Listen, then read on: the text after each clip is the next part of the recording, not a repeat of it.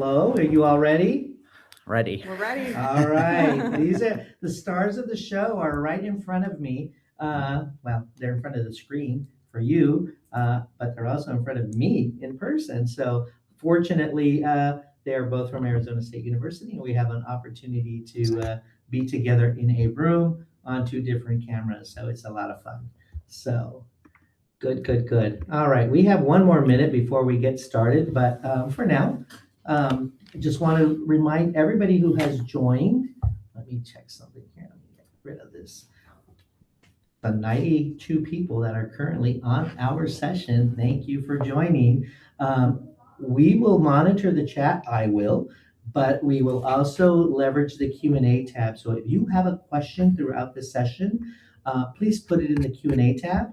We'll try to get to it. If we can't get to it, we save all of this information and we will share those Q&A sessions with our speakers, and they will reach out to you after the session if we don't get to it. But use that Q&A tab. I will go look at that tab throughout this 40-minute session. So, all right, and we have passed the 100 mark, and I'm probably making them nervous.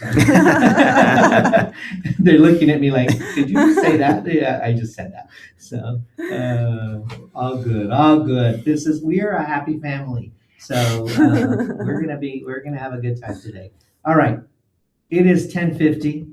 I think we can go ahead and get started according to what I see on my laptop. So thank you all for joining. Appreciate you being here. This session is the Agentic AI at ASU with Agentforce. Our presenters are Michael Blimbaum and Kylee Stewart, both from Arizona State University. Michael works in the Enterprise Technology Office and is our Salesforce lead admin. And then we have Kylee Stewart, who is our director and a stakeholder of the Enterprise Technology Office, a Salesforce stakeholder, who is in the WP Carey School of Business working with the graduate programs. I am done now, and I am turning this over to Kylee and Michael for further information and introductions and to get us started. Michael, Kylee, it's all yours. Thanks, Frank. Thanks, Frank. Hi, everyone. So just to get started, I'm Michael Blimbaum, lead Salesforce admin at ASU. So ASU supports nearly 200,000 learners, both locally and globally. With that scale comes tremendous diversity in academic goals, backgrounds, and support needs. Many of our students are balancing work, family, and school, and they seek help at all hours. Our learners engage with ASU from around the world in every time zone and through many different pathways. This global footprint means we need support systems that are accessible whenever a student needs help and not just during our business hours. We know our staff are carrying an enormous workload. A lot of their time gets spent on repetitive questions and manual processes that don't require their expertise. So how can we give our staff some breathing room so that they can focus on the conversations and decisions that really need a person? These three challenges, the scale, the global presence, and staff workload, challenged us to rethink our support models at ASU. We knew that with any work moving forward, we had to have these desired outcomes: improve learner success and retention by removing barriers and reducing confusion, provide clearer, faster communication so students get the right information when they need it, support enrollment growth by scaling our service without overwhelming our staff, and increase efficiency by reducing repetitive work and creating a more cost-effective service model. Once we clarified our desired outcomes, and through our partnership with Salesforce, it was obvious that Agentforce's Agentic AI needed to become part of our solution. So we started looking at Agentic AI simply as a way to help our teams keep up and give students quicker, more consistent support. But it can be so much more than that. The big difference from traditional chatbots is that these agents can take action and not just talk. They understand a student's context, follow defined steps, and help them actually complete a task, whether that's checking a deadline, pulling information from a system, or guiding them through the next steps. This opens up new possibilities for supporting students in ways that feel more responsive, more personalized, and more aligned with how people seek help today. So how did we get started? Early on in our AI journey, one of the most critical things we did was having conversations with leadership, generating stakeholder awareness and education, and championing our early adopters. Conversations with leadership let us align on goals and talk openly about risks and show them that we were approaching AI thoughtfully and responsibly. Their early buy-in gave us the support and confidence we needed to move forward and ensure the initiative stayed grounded in ASU's charter. The next stage was orienting the ASU community with Agentic AI and bringing our stakeholders together to learn what AI agents could actually do. We held full-day workshops with groups across the university, including our Provost's office, Human Resources, Financial Aid, our Experience Center, and several others. It was a tool-agnostic session where we created a space for teams to ask questions, express concerns, and imagine how AI could support their work. Those workshops helped us envision practical use cases for their needs and sparked many of the partnerships that shaped our early adopters and champions. After those workshops, we had a much clearer sense of who was ready to jump in and start experimenting with us. The College of Law, Parking and Transportation, Ed Plus, and our Pat Tillman's Veteran Center were among the first to say, let's try this and see what we can learn. Their willingness to offer their use cases to test, provide feedback, and iterate with us was what made it possible to move from theory to meaningful practice. So we began our Agentforce journey by building two small proofs of concept, an internal agent for employees and an external agent for students to understand how the platform handled real ASU use cases. Once we confirmed the approach was technically feasible, we aligned with our service goals and moved these agents into a structured pilot inside our production Salesforce environment. This step allowed the agents to interact with live data and start providing real support, helping us learn how they functioned in an authentic student and staff workflow. And here you can see our timeline. We started in November 2024, just after Dreamforce, when we identified our first campus partners and worked with them to define the use cases we wanted to test for both our internal and external agent. In December, we moved into rapid development. Our team held an internal hackathon where we designed and built both proofs of concept so we could quickly test feasibility and share it with the stakeholders. After review sessions, we moved forward with the external agent for parking and transportation, which we called Parky. We built the agent around the website content that they had and prepared it for a real-world pilot. By February 2025, the agent was live. Our first Agentforce implementation supporting students and visitors with parking questions in a fully operational environment. Since then, we've released 6 more agents at ASU. We have Dr. Format, a graduate thesis formatting assistant for the Graduate College, our College of Law internal assistant, PD, an employee agent for the Pat Tillman Veteran Center, the Learner Success Assistant, which supports our lifelong learner population, the Ed Plus Enrollment Coach Success Agent, an employee agent to assist our online enrollment coaches, and Carry Connect, our online MBA agent that Kylee will be showing off in just a moment. We're already seeing significant student engagement and reduced staff workload. The data from these conversations feeds directly into our improvement cycles. So here's some numbers for everyone. As you can see, we started small with just one service agent back in February and an employee agent. And since then, we've launched all of our agents since around the beginning of September, and our usage has really ramped up since then. This chart shows our credit consumption and our usage per agent. Our Learner Success Assistant has been a huge success so far, since their chat volume was very high prior to our Agentforce implementation, and they didn't offer 24/7 support.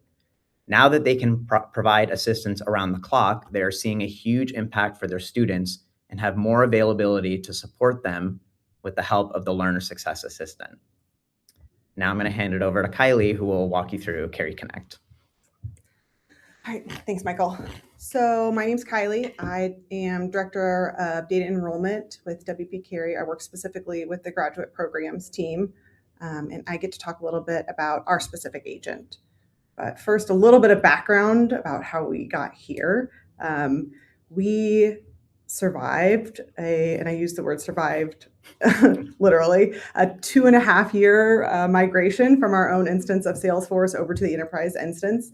And you would think that after that migration, you want to take a minute and breathe, but we were really excited to capitalize on the momentum that we had started from that migration. And we wanted to move forward with an agent right away. So I think Frank and Michael, keep me honest, we were the third agent within the top 3 or so that got rolled out. And so what we did was we looked at a couple different use cases for our agent and ended up looking for an agent that was student facing, so it lives on our websites. The reason that we came up with this use case for our agent was due to some data that we've been able to gather. If you've ever been a part of a recruitment team or admissions team, you know that it's really high volume. There's a lot of incoming inquiries from students asking about deadlines and requirements. And for us, these calls get routed to a Slack channel. And the Slack channel is on fire all day long, really, really high volume. I think I looked at the data, giving an average number of calls, and it can range anywhere from 40 inbound calls to 80 per day. So it's a lot of calls, and that's a lot of Slack messages, and it can be really disruptive for your staff and for your team. And as Kim mentioned earlier, people are a really large part of this process. And so not only did we want to improve the process for prospective students, but for the team members as well. So that's how we came up with this agent to live on our web pages and answer questions that prospective students would have.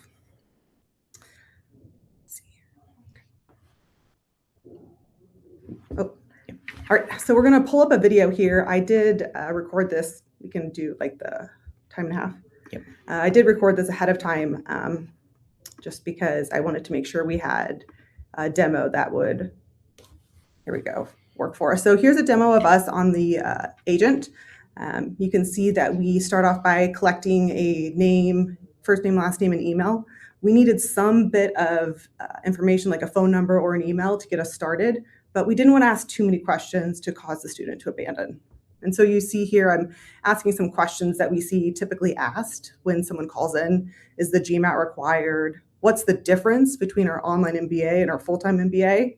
And you can see here the agent is able to source information from the websites and provide some pretty extensive answers here, actually, the difference between the full-time modality and the online modality. And then we're asking if I can be connected, because sometimes you do want to talk to a human. And you can see here at the end that the agent is able to route us to a person by creating a case. And it will show you the case number as well, which is really helpful. You want to have that case number in case you need to speak with someone and reference it back. So really quickly, it was able to answer a couple questions and then get us directed right over to a case.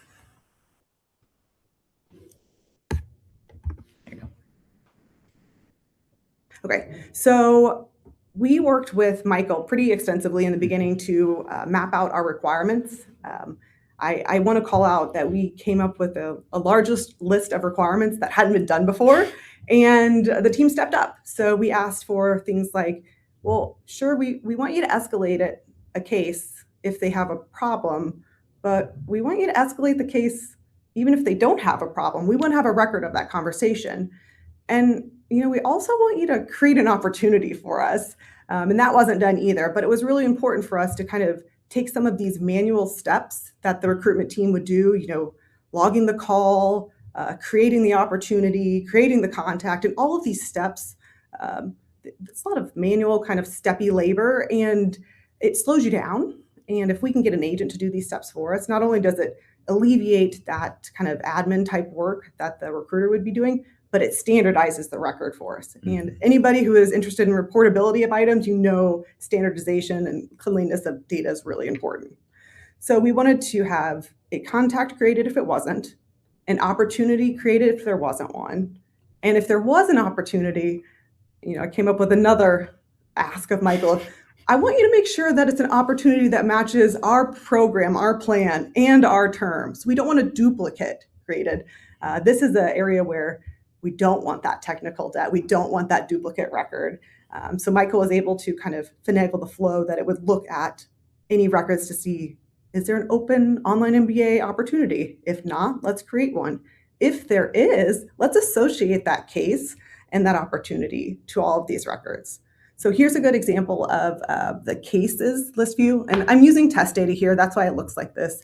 I think I just took the security data training when I set this all up, so it was on my mind. So we've got some test data here for you, but you can see an example of what the cases look like here on the contact. So when the agent creates the case, regardless of an escalation, it'll associate it to the contact. So that's really important that we can see this case on the contact record and that we don't have to hunt for it later. And it also aligns with the practices that the recruitment team's already doing. We're not asking the agent to do anything different. Mm-hmm. Here's some case details as well. These are a couple of the other requirements that we went through with Michael and the Salesforce team. We wanted to make sure that the case was able to utilize our existing case assignment rules, that it would apply the right functional group, the case category, the subcategory, the owner, all of these things that were really important to us. And it does. And we wanted to mirror their existing processes. Mm-hmm. So that way there's no differentiation. It's created by Agentforce, but it looks like it went through any of their other avenues of opportunity creation. That standardization, again, really important for us. But we need to know it was created by an agent, like you mentioned. Mm-hmm. So here's a screenshot of an example where the case, the agent created a case. The subject comes over as WPC GPO. This is our standard naming convention that we use, and we wanted to apply it here. So it carried over that data for us. And you can see that it will summarize the conversation in the description. It will ask about, let's see here, offering assistance with the application, the time frame, and requesting support. And I think, let's see here. Yep, here's this next slide. So again, I've talked a little bit about this association. This was really important to us. Anyone who deals with cases on a regular basis in Salesforce knows how easily cases can get assigned to or associated to incorrect contacts and opportunities.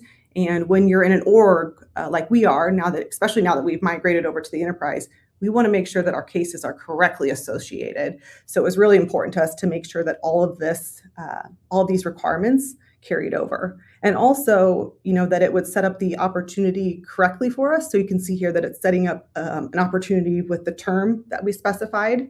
We wanted the term to be relative to like current day. Our online MBA program, that's the program we did for this agent, has multiple start terms. So it was very important to make sure that the agent was able to associate, today's date with when the opportunity date was for the prospect. There we go. Sorry about that. We also wanted to make sure that it was associating it with the campus. Again, this program, the online MBA, is online, but we have a Tempe MBA. We have an evening MBA. So again, this detail is really important to make sure it was correctly documented. And here's our system information. Excuse me. This is a little bit more of the technical side of things, but you can see here that it is created by an automated process. And down in the bottom left of the screen, you can see our UTM fields. So we worked with the marketing team and my colleague Elizabeth Rooney to make sure that the agent and the cases are also following our existing marketing campaigns. Excuse me. So that when we want to run reports on how well these are performing and sourced from, that they align again with our standard marketing conventions. So all of these opportunities gets routed into a specific campaign that we call on later for various uses. And here's another example of the case on the opportunity. Again, that association with the contact and the opportunity was really important. Here are some of the opportunity details that we've spoken about. When we set up our requirements, again, we had this really long document of for this agent, we need this college, we need this program, we need this plan, we need this term, we need this source, we need this type. It's all very specific to this program. Part of the reason that we got so granular here is because the goal is to replicate this agent over and over and over on our other pages. We started with our online MBA because when we did that research with our POC, we found that the online MBA was one of the programs students called in about most. Plus, it's an online modality. Plus, it's a program with multiple start terms. So this is one where we knew we needed to have a good resource to help these students. So in future iterations of our next agent, when that will be hopefully soon, we will have all of these different fields be relative to the program. So maybe next is our Masters of Accountancy program with the Tempe campus. So all of this will match each program. And these are these requirements that I just kept throwing at Michael, and he just said, okay, we'll do it. And here's some more opportunity details. Again, this sourcing information for you, the lead source subtype and the original subtype. So we capture this in two different places. So if a prospective student engages with us via chat, via the agent, but then maybe engages with us in an event, we'll have two different sources on here. So we don't want to lose one of them.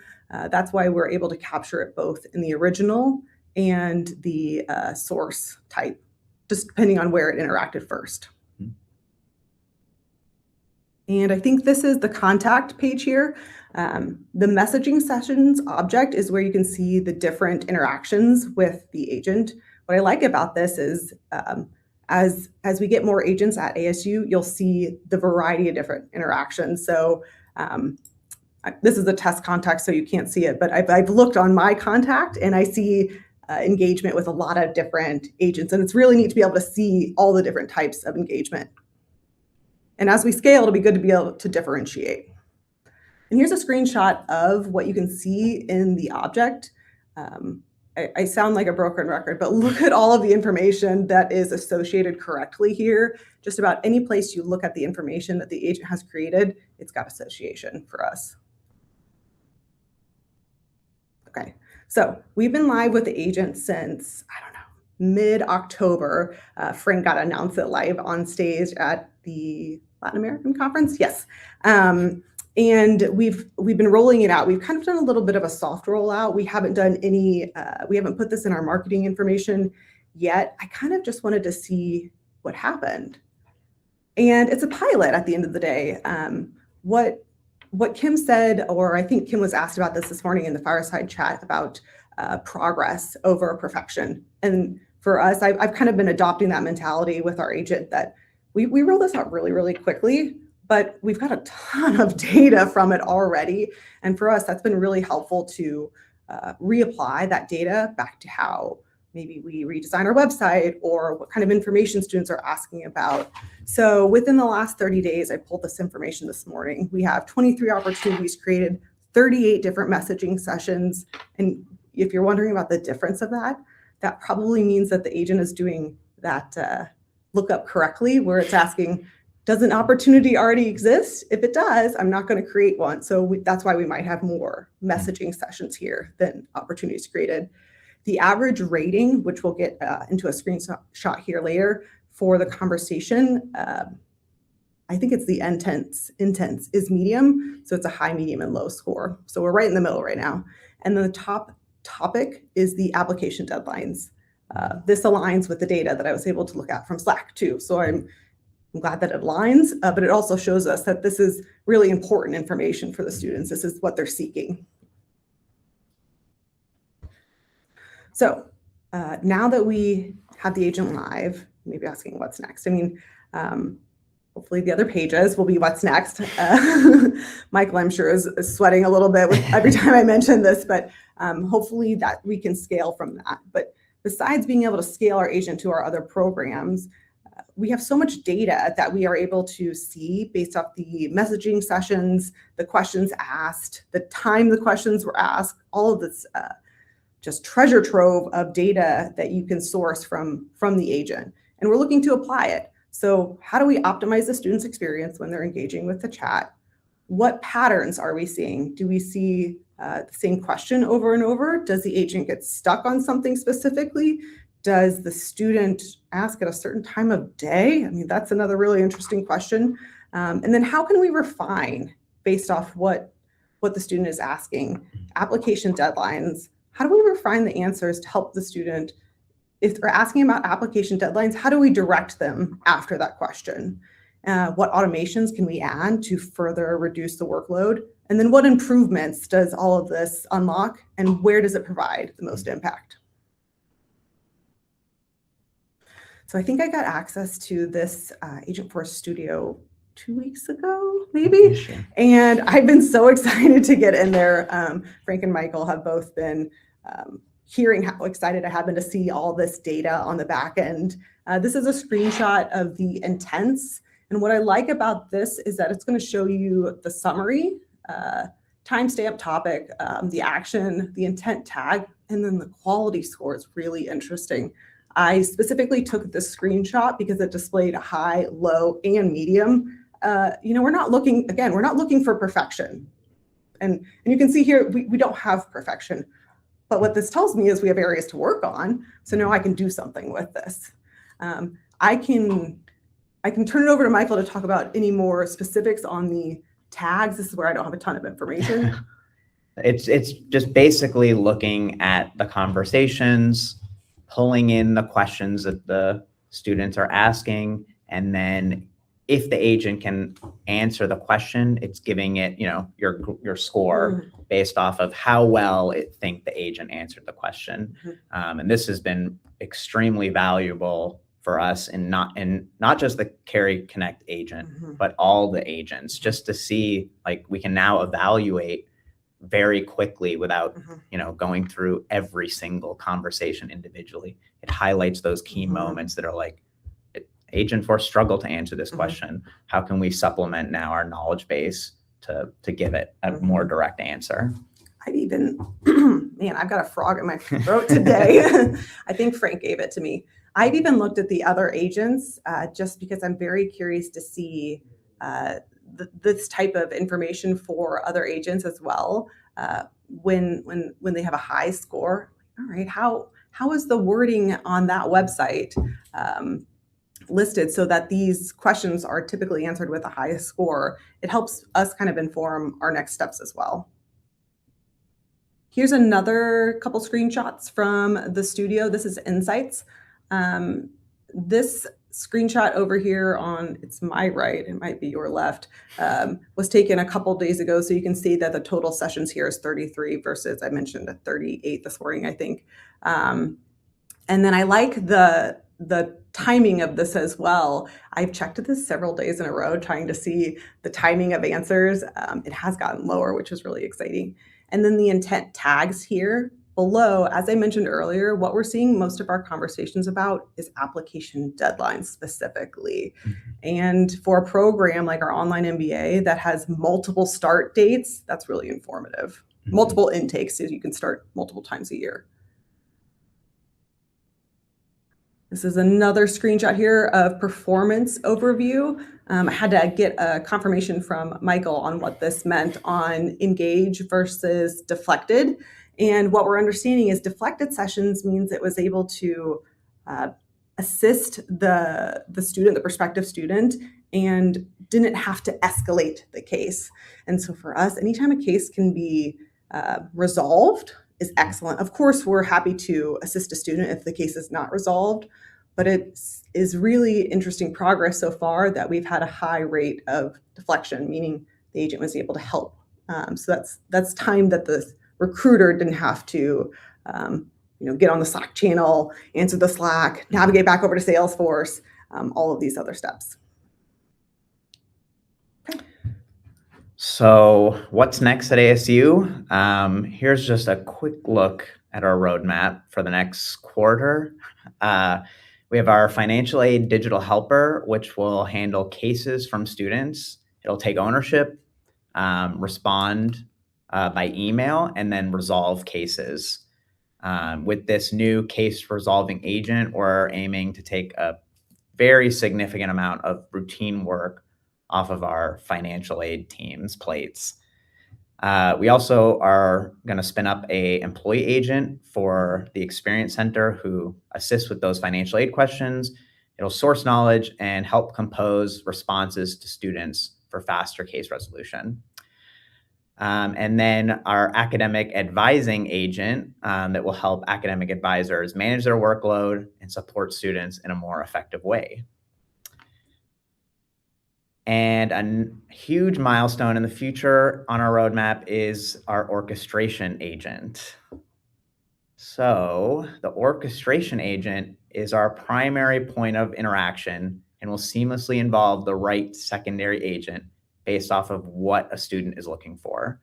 We call it our phone a friend model.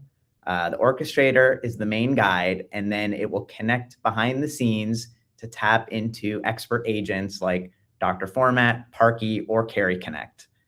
So this will create a more holistic and unified experience for students. So they don't have to understand ASU's internal structure or our departments or have to figure out which office handles what question. The orchestration agent will move us forward towards a connected agent ecosystem, which will support our long-term strategy on our roadmap. I'm excited about this. And so here's our vision of what an orchestration agent might look like. We have our primary agent, which we call Sparky, that will connect to all of our existing agents. Ask Sparky a question about our online MBA program. It will tap into Carey Connect, get the relevant information, provide it to the student, no matter what page they initiated the session from. And so before we get into Q&A, we just want to say thank you. As you can see for our early Agentforce work, it's already improving how we support students and easing pressure on our teams while staying grounded in ASU's charter and values. And we're super excited for what's next. Mm-hmm. And as a group at this event, I think it's safe to say we're all united in that we care about student success, and we hope something from this presentation will help you utilize Agentforce or Agentic AI to further that mission. Thank you. Wow, thank you, Michael. Thank you, Kylie. That was amazing. There is a lot of good feedback happening in the chat, and we do have some Q&A. So we have 9 minutes left. I can't promise that we're going to get through everything, but we do have your questions logged, and we will reach out to you. So first of all, first question, I'm going to go through this really quick. How many people were involved from the IT side to work on the POC? And let's just talk, Michael, about the POC that we did for Parkey early on. How many people were involved? I mean, it was really our whole admin team. It was maybe about like 8 of us. And then of course our developers and integrations team. So it was our whole team kind of got in a room when we did that hackathon, maybe about 15 of us in total. And we just kind of, threw ideas at each other, started poking around at Agentforce. Like we had just gotten access to it. And the one thing we just really wanted to do was just start poking at things, seeing what it could do, what would break it. It was a good team building exercise. And not only that, but we were able to, build that first proof of concept in just a couple weeks. So I'm going to add to that. Thank you, Rachel. It seems like your question was very similar. So I'm just going to highlight that on the screen. So I think we answered your question about the hackathon. It was the full Salesforce product team for 2 hours, but the amount of resources it took to build the actual agent and to deploy it from POC to pilot was minimal from a technical perspective. I would say an average of 2.5 full-time equivalents to get this agent launched. But so hopefully that answered your question. If not, feel free to reach out to us afterwards and we can talk more. How do you define a POC is the next question. Is it a full functioning POC in a lower environment for testing, or is it a proof of concept on paper? Michael, you know what the POCs are all about. I would say the first one. We really start setting these up in a lower environment. We have a full sync sandbox that we'll set these agents up in, give it some test data, and then let our stakeholders kind of get in there and poke around at it and see if it's something that they think is going to be feasible to move forward with. But what I will say, I'm gonna keep adding my 2 cents here because I can, because I was, but anyway, what I will say is that proof of concept is really, Michael did the proof of concept for Parky within like a week, right? And he managed that, and probably less. But what that meant was that we just want to test the feasibility. Mhm. We didn't need all the detailed requirements yet. Is it even feasible to do a parking agent? Is it even feasible to do the Carry Connect recruitment agent?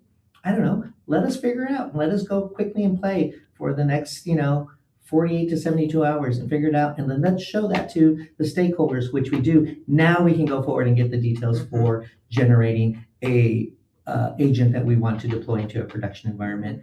An iterative approach to that, nonetheless. It's So very different from our normal standard procedures Mhm. where we have very detailed requirements. We start building from those requirements.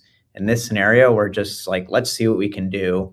And we just kind of put something together and then see what the stakeholders think. And then they kind of add, all right, let's do this. Let's add this knowledge in. Let's Mhm. focus on these, avenues. yeah, so thank you, Ashley, for that question. I hope we answered it.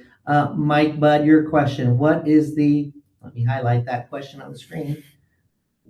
What was the source of data for the agent? Cases, knowledge. I'll let you talk about that for the whole, just in general. So a few of our agents, most of them were pulling their website data into Data Cloud. And so it's pulling directly from their websites. And then a few of our other agents are using Salesforce knowledge base articles. So they have very well written knowledge base articles. And we've found that the performance is really good when it's pulling from those Salesforce knowledge articles. Mhm. So data is key. You guys have heard this Mhm. before. So those knowledge articles were key. Those were available. That is also how we evaluated which use case to POC. If we had the content and we had high quality content, if the knowledge articles were valid, if the website content was valid, then we knew that we could start there because that minimized our risk. Mhm. So Yeah. FYI, pick low risk, high value, make sure content is part of that conversation. Absolutely. We didn't start with knowledge articles. We started with just our website, but referring back to those, the studio insights from the agent, that has really helped inform what information we will be building in knowledge articles. Hello, Darren. Good to see you on here. I'm going to highlight your question real quick. We've got some time to keep going. We have 4 minutes. So your question is about potential credit overages and how do we take that into account? Well, guess what? Frank and team is working very closely to look at our consumption of the credits that we have been provisioned. We are not at an overage yet, but we are getting ready to. We have started doing our planning.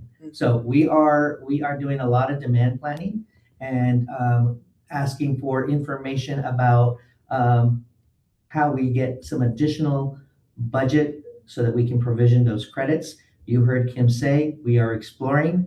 Guess what we're doing? We are exploring. You heard that earlier in the keynote if you were in the keynote. But yes, so overages haven't been a problem, but we're getting ahead of it through doing a lot of demand planning right now as we speak. And not only demand planning, but then ROI related to this, so that when we go ask for money to get some additional credits, we have an ROI to share with our leadership and those that make that dollar decision. And we did share that chart with credit consumption, but it is very easy to keep an eye on it. And we do track that weekly to make sure that we're not hitting our limits. All right, looking at the clock here, we've got Amy McKenna. Welcome. How did you match your context opportunities with so little information, like name and address? I'm going to leave that one up to Michael. We have a very complex Apex class that does a context search match with those values. And so we determined that the bare minimum that we could use was first name, last name, email address. And so essentially what we're doing, just like we would if they were to email any ASU address that's connected to Salesforce, we do a quick context search match. And we're looking up any contacts we have. Do they already exist? If they do, great. Then we do the contact opportunity search the same way? Do they already have an opportunity, does the same search? If we don't have a contact, creates a brand new contact with those data points, creates a brand new opportunity. Cool. Thank you, Michael. Jean, your question about knowledge articles, let me go ahead and highlight that on the screen. Really, these knowledge articles, a lot of them were already created, as you heard me say. So we used what was already created, already had high quality content. We have a very big focus on knowledge articles here and high quality content. So we knew we could get started quickly. If we needed to create a new knowledge article or add to the knowledge article, the stakeholders who own that had the buy-in. We made sure they had the buy-in and that they were locked arm in arm with us to make sure that got done for us to be able to POC and eventually pilot their agent. So that was the approach we took with knowledge articles. And we grant the access via data categories. So if they see that there's a need for a new knowledge article, they just assign the data category, publish the article, and the agent automatically ingests it for future questions. So some management processes that got in place there. Thank you. Okay, Nima, we have 1 minute here. Did you set up Data Cloud for any of the agents you showcased? If so, what types of data did you load into Data Cloud? So Data Cloud is required for Agentforce. You have to turn it on in order to enable any agents. The only data that we've really loaded in is our knowledge articles, which were just automatically consumed once you set up your data libraries for the agents. And then, of course, the website content, which we did in the same way. So we didn't have to populate really anything directly into Data Cloud at first. You can just manage that straight from the agent builder. All right. Thank you, Michael. Thank you, Kylie. We are at the end. I know we did not get to everybody's question. Hello, Meredith. You were next, but we will answer your question. Meredith, you know where to find us. Thank you all for joining us. Appreciate it. Like I said, we will take the rest of these questions and we will answer them, but also feel free to any three of us directly and we can explore more of your information. Thank you all. Have a great day and enjoy the conference. Thank you. Thanks, everyone.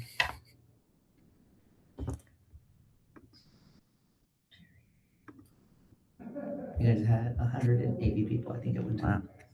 Very cool.